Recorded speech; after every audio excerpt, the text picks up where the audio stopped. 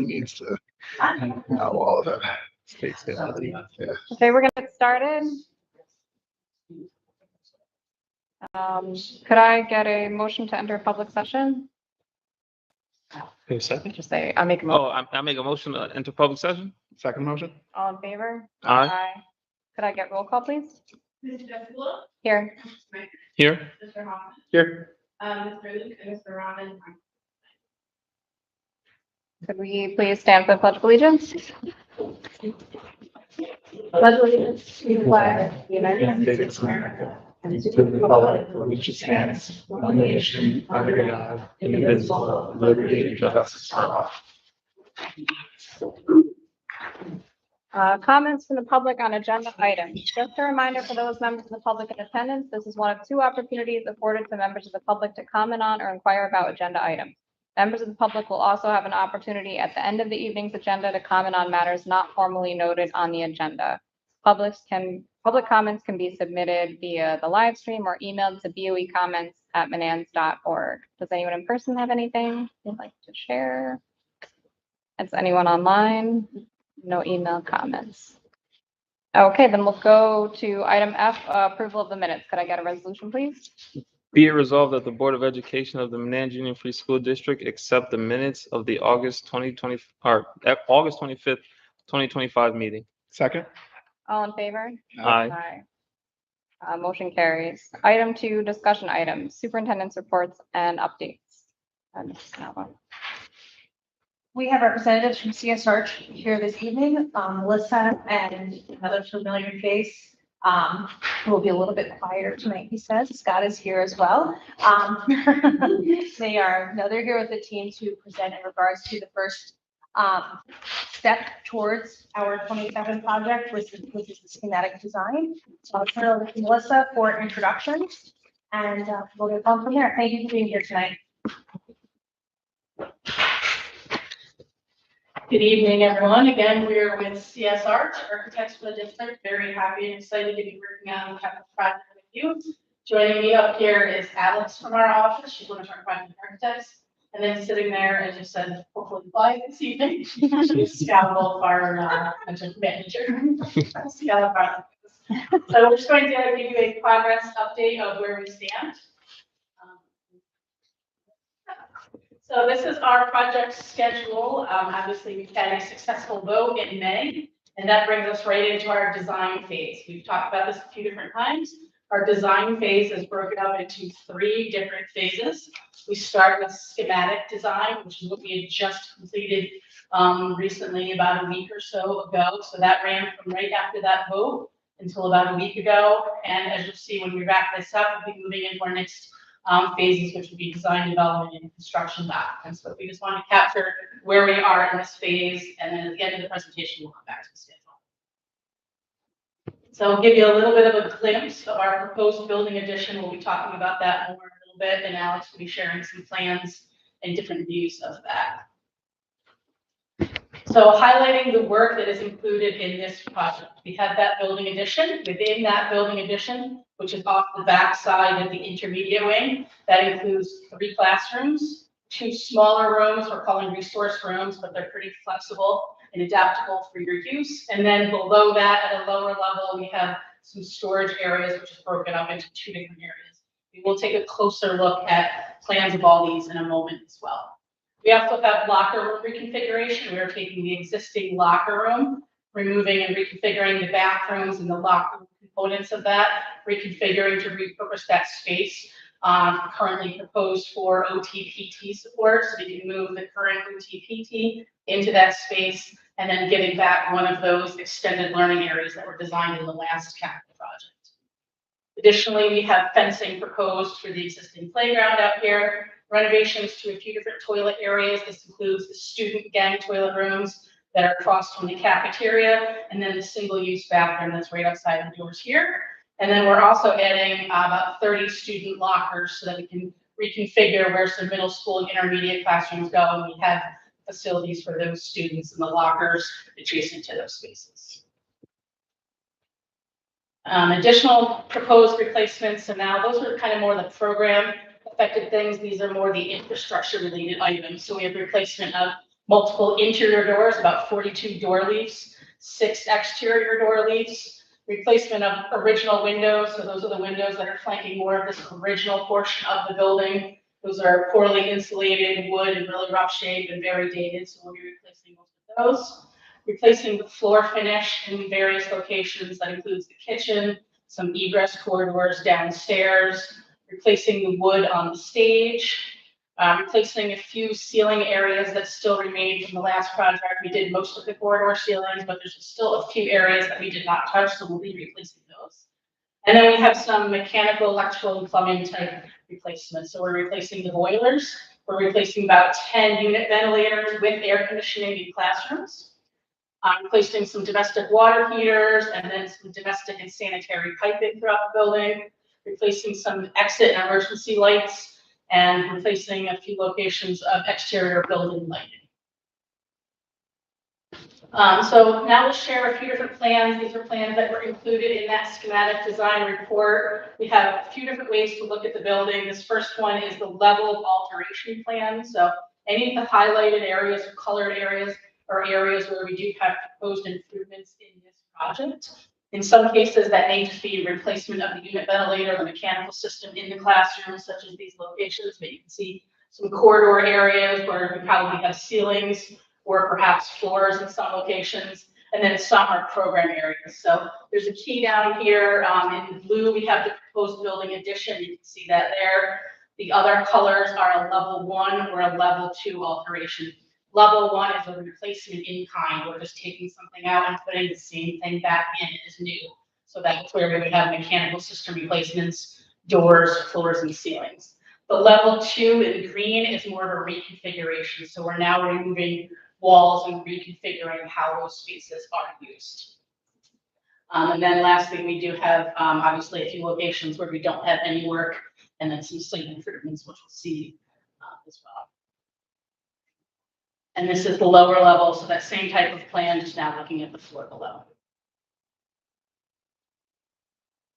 Now this is a different plan just to show you the different room use. So identifying which rooms are utilized for each spaces. So we are identifying our classrooms, art, music, those things. So it's really more for a reference to understand how each space in the building is proposed to be used.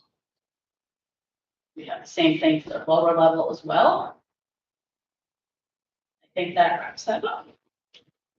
So moving on to the building addition.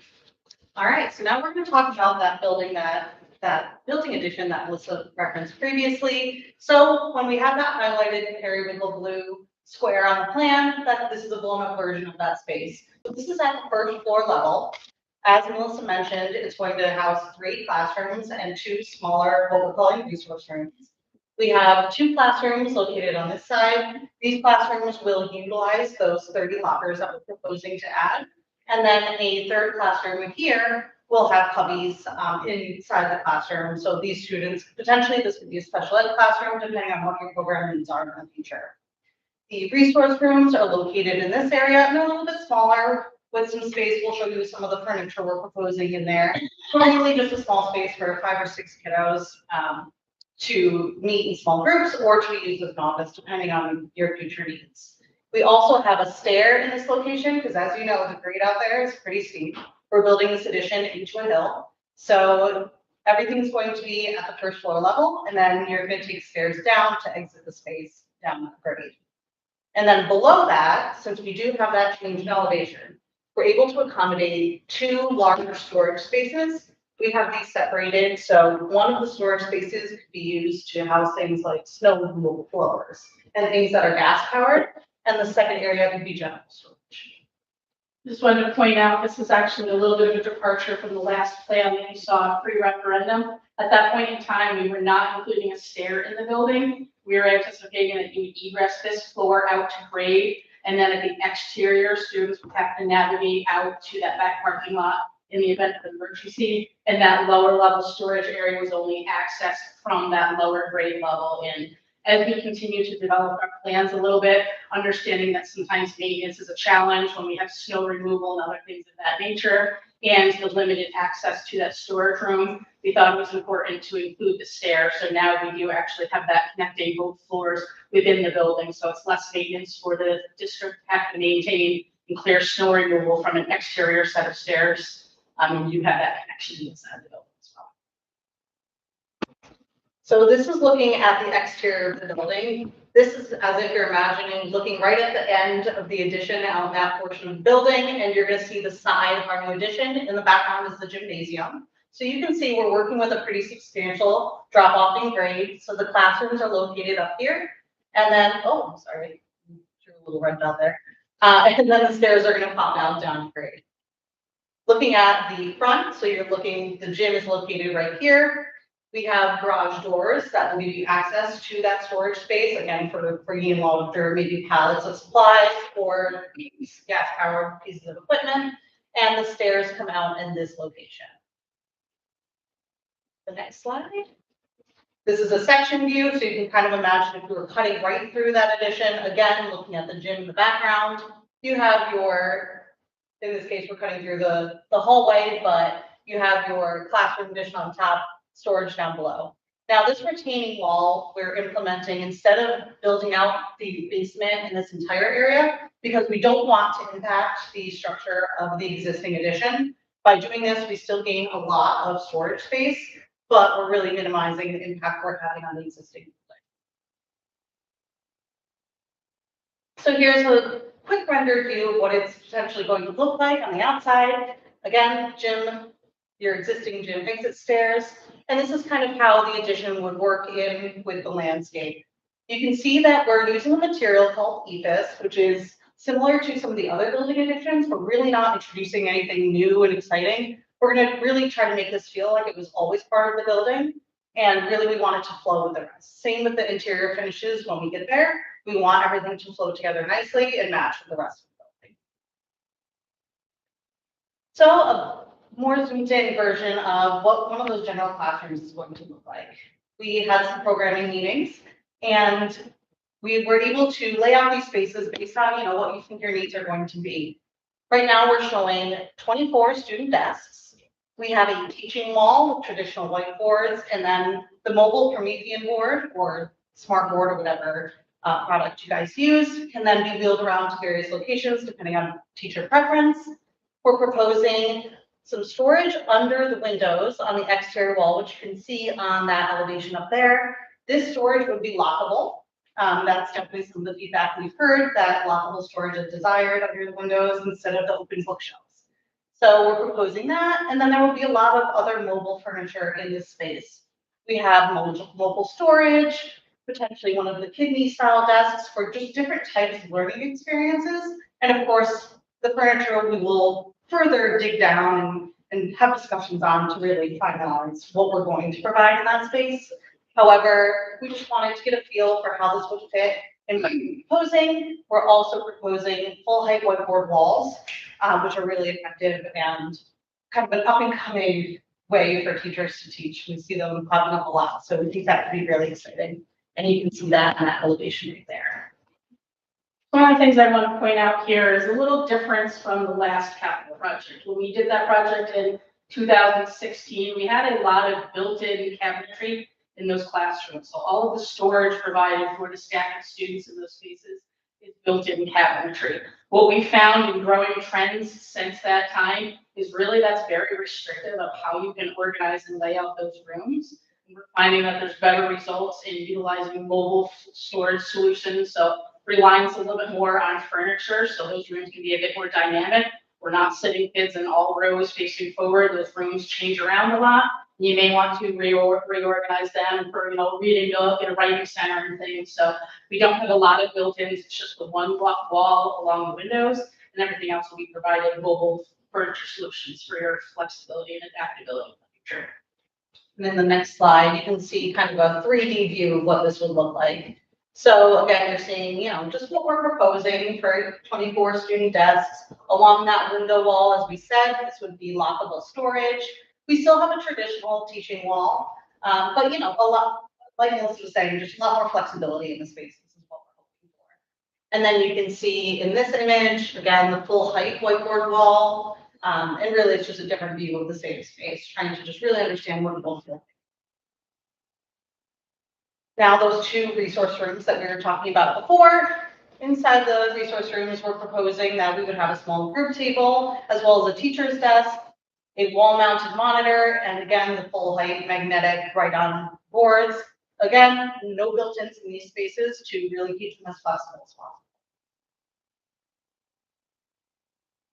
Now, out of the addition, we still do have some exciting areas of work. The OTPT gym locker room conversion. So on this side, you can see the existing locker room, which we're proposing removing some walls, taking all of the lockers out. And then this is going to be the new plan. For the purposes of us planning things out, I actually took the existing furniture and equipment that was in the OTPT space and then tried to see how we could accommodate it in this new plan. So right here, we have the existing floor mats that you guys have in your OTPT space, some of the desks they're using, as well as the tall storage cabinets. So we can definitely accommodate all of those current items in this new plan. Another thing that this plan allows us to do is offer a changing room. So sometimes we understand that there's a need for changing students who may have soiled themselves. We want to provide a space that they can get cleaned up in. So by taking one of these individual toilet rooms that was coming off of the gym and converting it into a changing room, you have space for an ADA accessible shower where students can be assisted in cleaning themselves, and then some locker storage potentially for extra clothing or things of that nature. There's also access directly from the OTPT space into the gym, then into the toilet room and the changing room. So everything's really close together, trying to keep things convenient. And there's also full height whiteboards in this space as well. We actually think this is going to be really helpful in the OTPT space, having all of that room, to draw, to hang things up. That's something that could be really well utilized in this space. For those wondering why we're eliminating the locker rooms, this was something that was discussed in programming pre-referendum, that the locker rooms here are really quite underutilized. PE students are not changing. They're not utilizing the locker room for physical education. And then the afternoon or extracurricular use of those locker rooms is very minimal. So yes, we have the changing room here and still a bathroom provided for that minimal need, but really this is making use and capturing some space within your building. So it's less we have to build as an addition to the building and just repurposing some available space within. Can I just quick before we go off this one, we had talked about possibly putting laundry in. Was there not space for it, or did we ask? We haven't updated these plans that we actually discussed that last week, and we're changing kind of the little alcove there to accommodate the washer and dryer. Okay, great, thank you. So this is again a 3D view of how that space is laying out. We have the bathroom, which is really, we're just refreshing that, putting in some new fixtures. The changing room with our shower stall, and then the OTPT space with full height boards, again, that mobile storage and the floor mat. I'm back to Melissa. So coming back to our project schedule, again, we want to remind everyone where we are. This is our full project schedule. If anyone has any interest, we do have kind of start and stop dates for every phase of this, but the next slide summarizes that in a little bit easier place to view. So this is that same slide we saw earlier. Again, we have just wrapped up our schematic design phase. We've delivered our deliverable for the end of that phase, which was a thorough schematic design report that included a narrative summary of all of our scope items, and then a lot of different plans and such that Alex just reviewed. We're now moving into design development. So we're now starting to actually create floor plans, sections, elevations that are in a little bit greater detail. That will take us through the end of November. Then we pick up our next phase of construction documents, which is really finalizing that set of building documents that gets submitted to the state education department. So that would be plans and specifications at that time. At the end of our design development, and as we're moving into construction documents, we'll be estimating these so that we can make sure that all our proposed improvements are in alignment with our project budget. And then again, we are submitting to the state education department. We estimate that would be very early in February. They will take a couple months their review time does change and fluctuate, so we'll be monitoring that. But we're estimating now that that process will take a couple months. And so we anticipate that we would be awarding bids or submitting it for public bid and then awarding those bids in early May or April or to early May of next year. That means we would start construction at the beginning of summer next year, and that would wrap up into December of 27 for project closeout.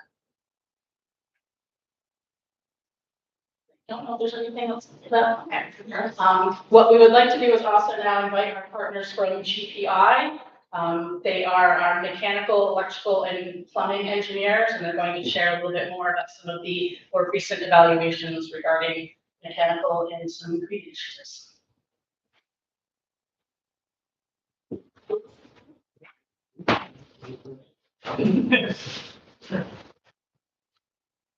Well, I'm Patrick McMord. I'm a mechanical engineer at GPI. So they already mentioned this, but we're gonna be replacing a few of the unit ventilators and we're gonna be adding some cooling to some of the existing spaces. So heating will be tied in to the existing systems, and the cooling we're gonna be adding from some units that will be going out to the roof. We looked at doing a chilled water system, but after doing a building survey and some additional design work, we really have to be redoing all of the piping systems that are underneath the tunnels. So it was a lot extra added cost. Seemed, this way would be a lot easier to go than doing that. And then for the new addition, we'll be doing a rooftop unit, and that'll be adding our ventilation, heating, and cooling to the new classrooms as well as those resource spaces. All that Courtney did. Patrick's comment is kind of a response to Ben Foster's report that he did, and taking a look at chilled water. Then equipment wise, it seemed to be looking okay, but then we realized that piping equipment is building is undersized and was required all the full blown replacement throughout the house. So it became a diminishing return at that point. Right. All other things being equal. Thank you. So this is Mark, also from GPI. Good evening, I'm Elijah here with GPI, and here to talk about what electrically we support on the capital upgrades. We looked at the electrical service. Right now, we're pretty confident that it can support all the mechanical upgrades that will be added to the building. And then we also reviewed the renewable energy study that was previously done, and we're a big proponent for adding renewable energy to our projects. Doesn't seem like that was needs to fit for this. Yeah, going back to that Foster report. Yes. There is an opportunity to explore putting some solar panels on, say, the gymnasium roof, but it's a fairly confined footprint. And if you follow that reported out, it would take a significantly more, a larger area to be able to realize a payback on that system specifically. Yes. But we went with that for those science. The good news is the electrical service that we moved and upgraded in the 2016 project, also mentioned, is sized appropriately to support everything we're going to do. Other improvements at that service site. Finding modifications, which are pretty typical for this type of construction. And actually, all of the equipment, somebody asked, I can't remember who, a few months ago, how efficient the building would be post-project versus currently. The building's fairly efficient, save for the antiquated equipment that we're going to be replacing. So just by nature, that will enhance the energy model of the building, how it operates. So that Ms. Moran doesn't have to let away larger checks, she makes smaller. So, any questions? Yeah, it's electrical. I guess my only question on the electrical is, I mean, it did seem like there could be payback on putting panels up. I just assumed that if we were gonna do that, it would be a separate project, that it wouldn't be part of this because it's additional money beyond what we had budgeted for. There's going to be some out-of-pocket costs in order to pursue that. Right, the payback would be, I just assumed that would be a separate project if we did that. So I appreciate you looking at it, but I wasn't Might want to expecting. wait another 4 years and that upcoming administration will be more. More opportunity, right, I understand, thank you. Any questions, comments from the board as a whole in regards to the presentation tonight from CSR? I- Engineers, Melissa, Scott, any of them? I just had another quick one for Melissa. The movable furniture, I think, is a great idea, movable storage. I just had a question about the aidability of that. Does the state consider that more of like a furniture versus a fixture? So I'm assuming they care about that. You will get support for furniture in your addition, not for renovating spaces in the building.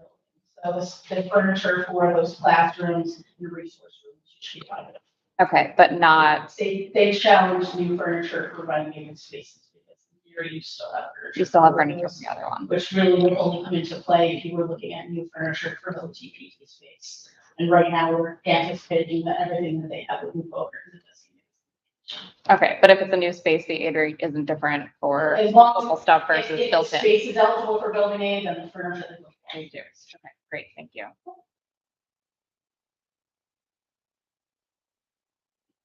Does anyone else have any? No, that's good. Yeah. On behalf of the group, thank you for having us. We hit our initial targets for delivering the schematic design report. And so we're up on the next stage and we'll keep you informed through this, on the progress. The only other question, I know you said state ad approval is varying. Have you heard, and I know we're a while out yet. Have you heard anything lately on how bad we're looking? It's actually, they keep getting better. So right now, technical review is only a few weeks. Oh, wow. Generally, that's not the holdup. It's the fiscal advisor, or it used to be called a project manager, that has to do your final sign off. So that's why we're actually holding 2 months in the schedule. If you had asked us a year or so ago, we would have had maybe 9 months on the schedule. Right, I remember. So we condensed that down to 2, and we'll continue to monitor that. They also still have a third-party review that's active right now. So if the district chose to look at a review time and say that's too long, we can't wait that long. If those review times increase, we can explore the potential for a third-party review, which will get you expedited into that process. Great, thank you. The date you saw there, hopefully starting the work in June of that year. When we finish the special documents stage, meetings, we can report out on where we are from an estimate standpoint. We'll be sharing a conceptual construction sequence with you at that point. But I can tell you right now that if it's anywhere close to that, we're going to begin with the additions. We can start that before we get into renovation areas. So, more will come on that. There's nothing else. We'll let ourselves know. Yes. Thank you so much. Thank you.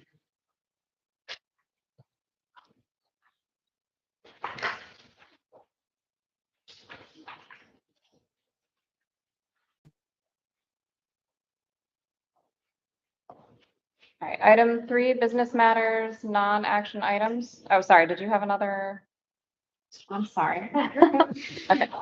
Second item under superintendent's reports and updates. So tonight, I just wanted to briefly speak about our strategic plan timeline.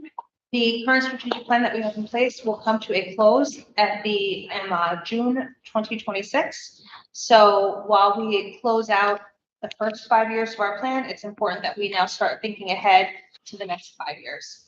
I have had conversations with NISBA.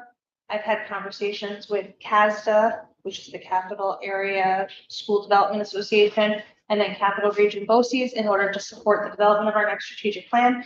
It does appear, based on the information that was provided, that BOCES has a service that is able to work through this process with us, facilitate it, and of the different opportunities, I would say BOCES is the most comprehensive plan that I was able to take a look at.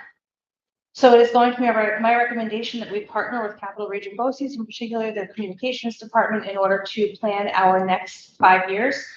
Their planning process is broken down into 4 sections. The first one will be pre-planning and discovery, and that is where they take a look at where we've been, the process that we used last time. They'll meet with us. They will elicit information from the board about what worked well about the previous process. What would we do different? What are some of the things that we are hoping to accomplish as we look ahead to the next 5 years? And one of the things I shared with them is going to be stakeholder input, for instance. We used that last time. That continues to be important to the district. That'll be something that's important as we move ahead. But that's what they're really looking for in their pre-planning and discovery process. And they will be working through with the administration, looking for feedback from the board through October. The next piece that they recommend that we partake in is going to be some integration with budget development and looking at what is our development budget, our budget development process. What do we prioritize as fiscal priorities long-term? Because that will inform some of the decisions that we can make with our stakeholder groups when we look at the next 5 years. A lot of the work that we do has a price tag that's comes along with it, whether it's using consultants, professional development, those kinds of things. So really to look at what's available and what is our process when we're doing budget development to help inform some of those choices and to have some of that strategic planning working in the back of our heads as we are looking at budget development process, not necessarily for 1 year, but long term, because you want it to be something that you can support over the next 5 years. And then we will really look at stakeholder engagement and plan development beginning in February. This is a little bit later than last time, but that is intentional because of the work we're doing with tangible developments. We will spend most of the fall working with tangible developments with stakeholder groups. They'll be doing focus groups and surveys and working with teachers. So we just want to be careful that we don't over survey, over ask, over question all in one place. The secondary piece is that a lot of the information we get through tangible developments will also help inform stakeholder groups in the spring. So the idea is to really see what that pans out, use that information as we move into stakeholder groups for strategic planning, because that'll be important information for that group to have as well. The group that's working through and talking to us and talking about priorities when we look at strategic planning. So then we'll work through stakeholder group and plan development from February through June. It does take some time. It's going to bring us right up into June, but because we're working with BOCES, BOCES is the person who creates our print documents for us. They can be working in the background on that as we approach that date. They're not two separate entities. So while it feels like, yep, we're going to take that right through June, like how does that turn out for the actual creation of the plan? They'll be working in the background with the stakeholder group as they're making decisions and creating drafts. And a lot of that will continue to happen in the background and not just have to be wait until everything is complete to be able to move forward. We'll work through that process. Then they look at the communication launch strategy with us over the summer, right? They're going to create a lot of our print documents for us. And then the last piece that they have for us is that they will work with us around progress monitoring. That is an area that I think that we should look at to improve upon. So one of the things that I'll share is that we talk a lot about strategic plan accomplishments and the work that we're doing here at our board meetings. I don't know that our message is getting out to the broader community always. So we're doing a lot of incredible work here. Our teachers are doing a lot of incredible work, our parents, our families, our kids. So I think it's important that we be able to communicate out the successes that we're having, the areas of growth that we're having. So they'll work on that piece with us as well, which is something that we have on our website. We do it here. We have presentations. But I do think that we have to look at it, you know, and we try to infuse it in places. But I think if we can be a little bit more intentional, and that is a piece of the service that will continue with us beyond that, beyond the close of that planning session, they'll continue to work with us through our communications group. So that is really how we're looking at the year shaping up from that planning perspective. Are there any questions that you have for me? Any feedback that you have as we take a look at this? Because I will be meeting with them later in the week to kind of start fleshing out, you know, these are broad timelines that we have right now to really start looking at maybe a little bit of a tighter timeline and start some of that planning. So I certainly am willing and would like to bring back any feedback that the board has or anything in particular that's important to them as we consider the timeline and the planning for this process. Yeah, that's some feedback. The only, and I gave this kind of some of my feedback already. The only concern that I had was last time we did the strategic planning, the first step was kind of what are our goals? And we sat with a big room of people and talked about what's important to us, what do we need to work on. And like she said, this process is a little bit different where we're kind of starting with the goals that we already have, like academic achievement, diversity, equity, inclusivity, fiscal responsibility, I can't remember, social emotional learning. And we said, you know, through conversations, those became the things that we said, these are important. These are the things we need to work on. Now, what do we need? And then we developed that into steps. Here, we're kind of saying, those are still the 4 things that are most important to us. How can we take the next step in those goals? And my only concern was that adding stakeholders later into the process, we might be missing something that's outside of those 4. Yeah. So I think I think that's okay, as long as we're open to the possibility that things might come out through stakeholder conversations that we didn't realize we were missing.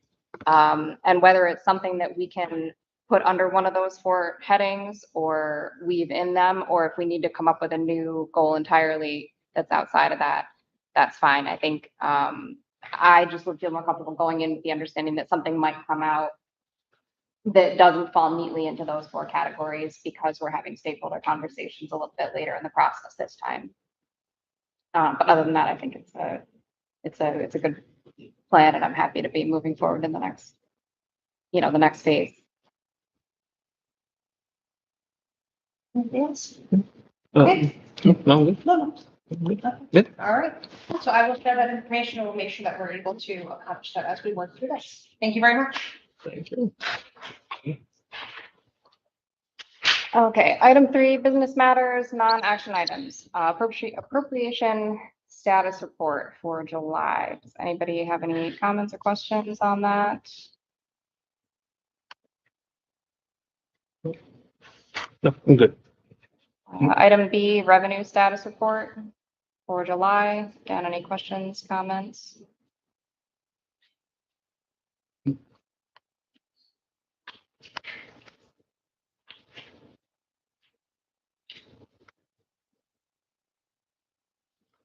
Good. All right, item C, non-action items, warrants. Enclosed for the information of the board are copies of warrants A72, EC6, A1, A3, A7.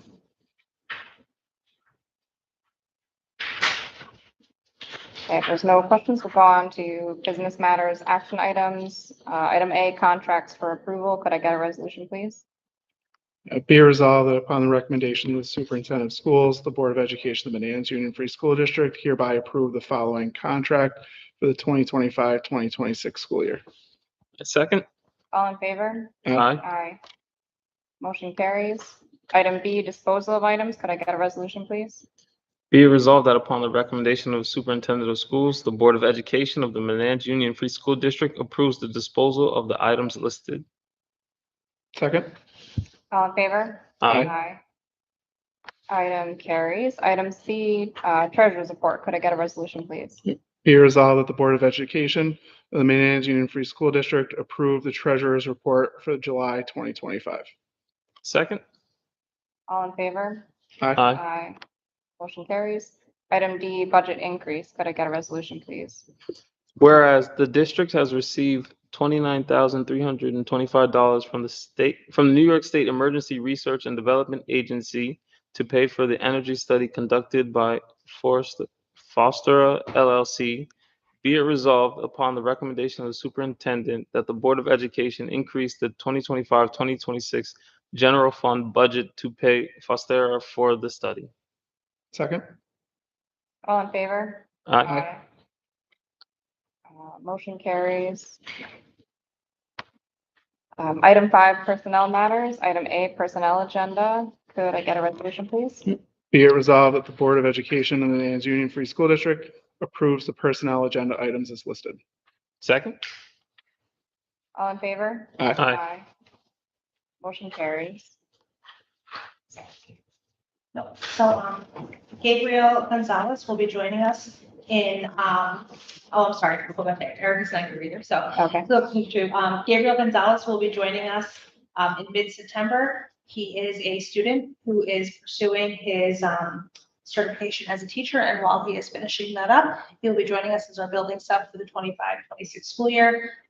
It's very common that our building subs stay with us for 1 year. They gain some experience, and then hopefully they land in a classroom. So we welcome Gabriel. He will be joining us, like I said, in just a couple of weeks. And then Erica Foley, she was with us last year, but she was finishing her master's as a special education teacher. And she was working with us under an intern certificate, which is one of the state's ways of helping teachers get into the classroom.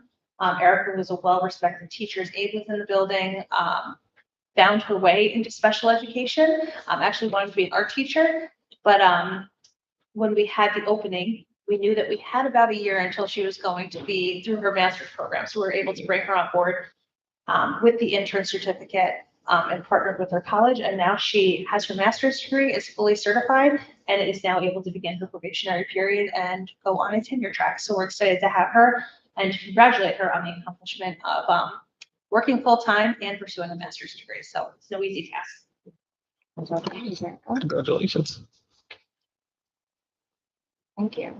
Item 6, CSE, CPSE recommendations. Could I get a resolution, please? Is that me or you? You. Oh, gosh.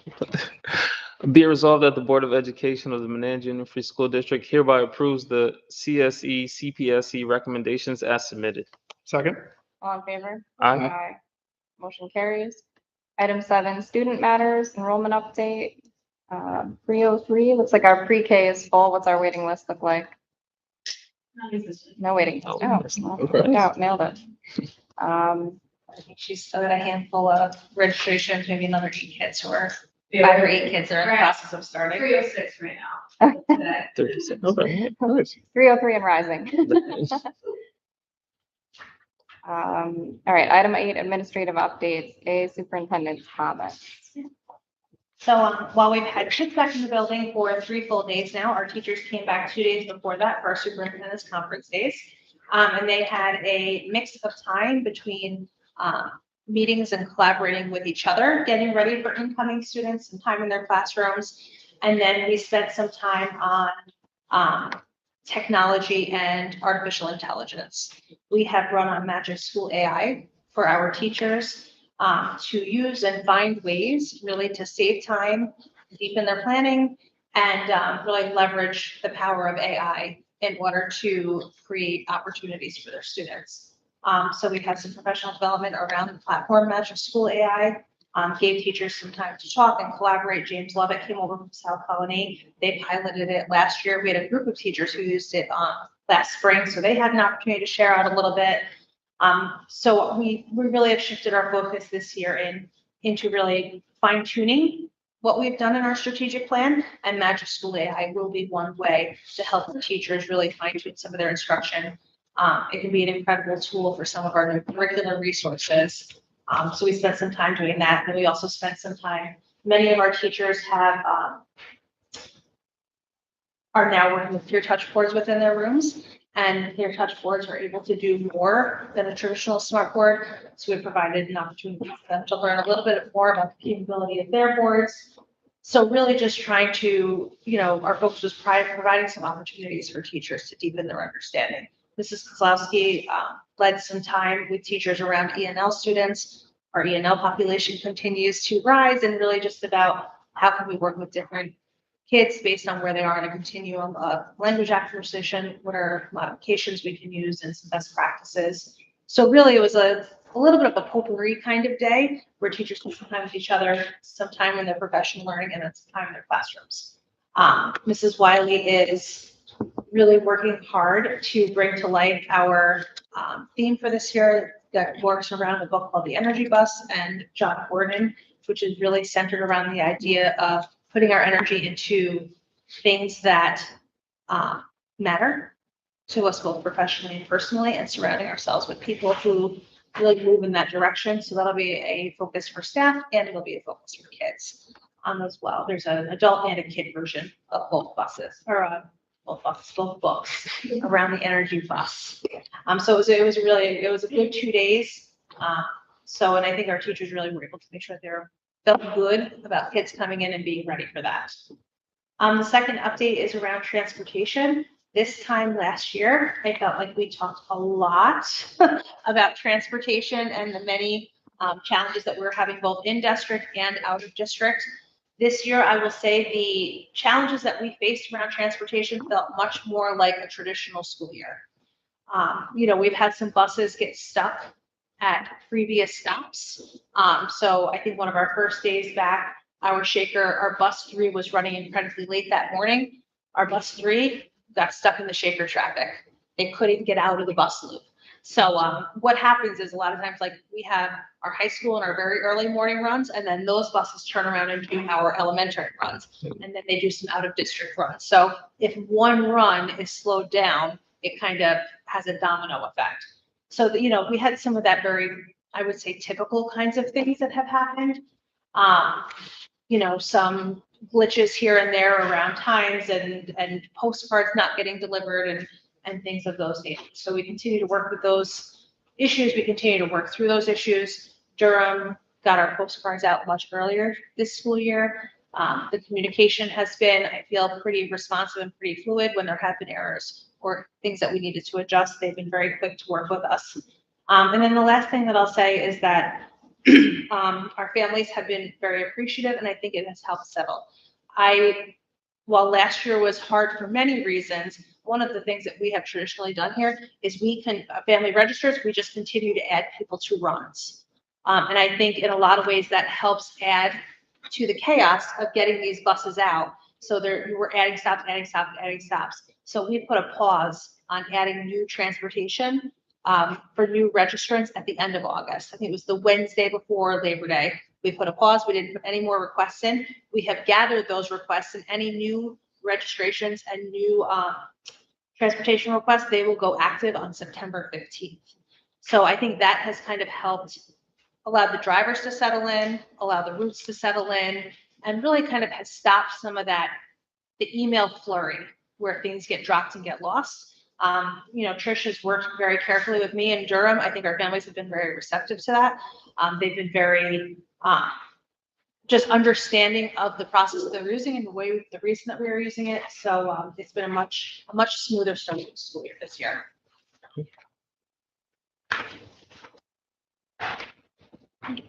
Thank you. Thank you. All right, item B, principal's comments. Mrs. Wyman.